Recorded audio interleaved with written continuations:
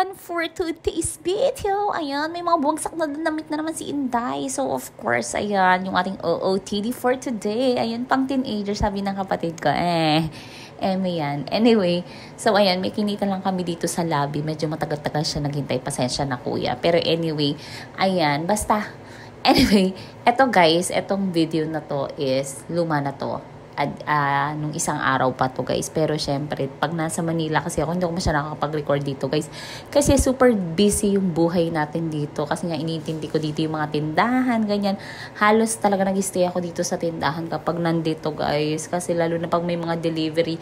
And ayan nga si ate girl, o diba, every time kasama ko sila, in fairness guys, naasahan ko na yan, si Bianca nagka-counter, si Kuya Biboy minsan nagtutulak na yan ng push cart. Tuwaning tingnan, hindi siya nahihiya guys, in fairness. Ganon. And then, of course, syempre, bigayan tayo kapag mag-asawa na tayo, guys. Si daddy naman pagdating namin dito sa bahay, nakaluto na, as in, kompleto na siya, in fairness. So, ayan, guys. Ganyan talaga sa buhay. Kailangan na mag-asawa, ibigayan para walang away.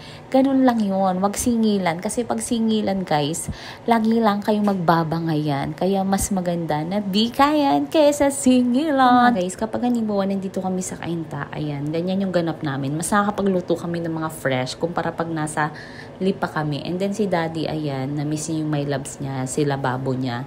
And ito pala yung ganap bago kami umalis sa Lipa City. O diba? Ayan guys, lagi ako naglalagay ng petroleum gel ba yun? Basta guys, yun. Hindi, actually Vaseline yun, yung lip balm nila. And then ito pala, si Ate Yuri pala is nagsagala siya guys. Grabe, napakagod na pamangkin ko guys. Na diba, napakaganda. As in, super ganda. Close up at saka malayuan. Napakaganda talaga. O diba guys? So, ito guys, makarating na kami dito sa Kainta niyan. Pero syempre, nung isang araw lang.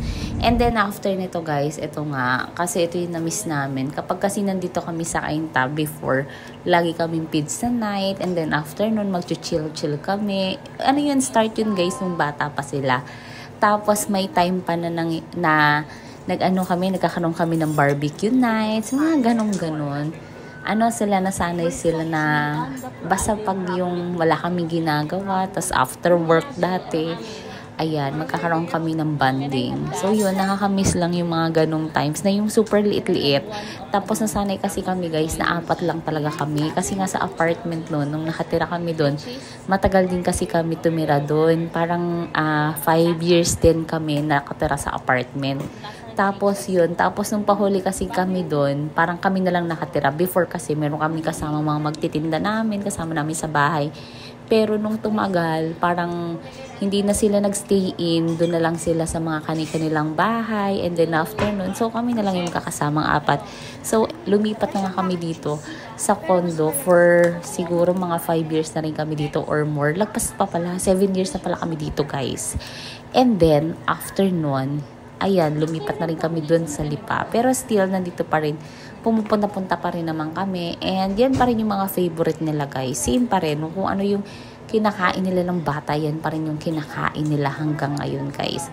So ayan si daddy. As in, super sikip nga lang dito sa condo. Pero syempre, ganun talaga condo eh.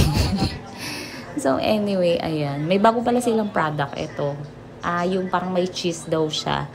Ito sa Papa John's to guys. Isa to sa pinaka-favorite namin na pizza talaga. Kasi yung mga pizza nila, as in hindi siya yung, di ba yung iba ma-oil? Yung kanila kasi hindi siya ma-oil. Hindi siya super oily. And then, masarap siya. At saka makakaiba yung lasa ng mga pizza nila guys, in fairness. So, ito yung first pizza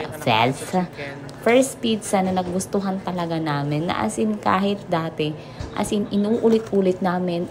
Dati nga every birthday lang eh. Tapos nun habang tumatagal, every month, ganyan. Naging favorite talaga namin sila. Tapos meron pa yan yung parang garlic camo. Ang sarap nitong natikman ko. Para siyang may chicken na para siyang may ranch. Ayan, itry nyo. Nakalimutan ko na kung ang tawag dito.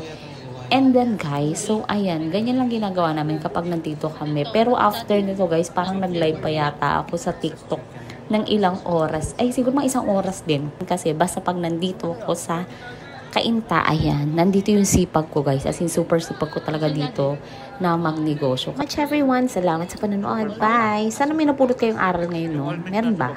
Parang wala. Bye!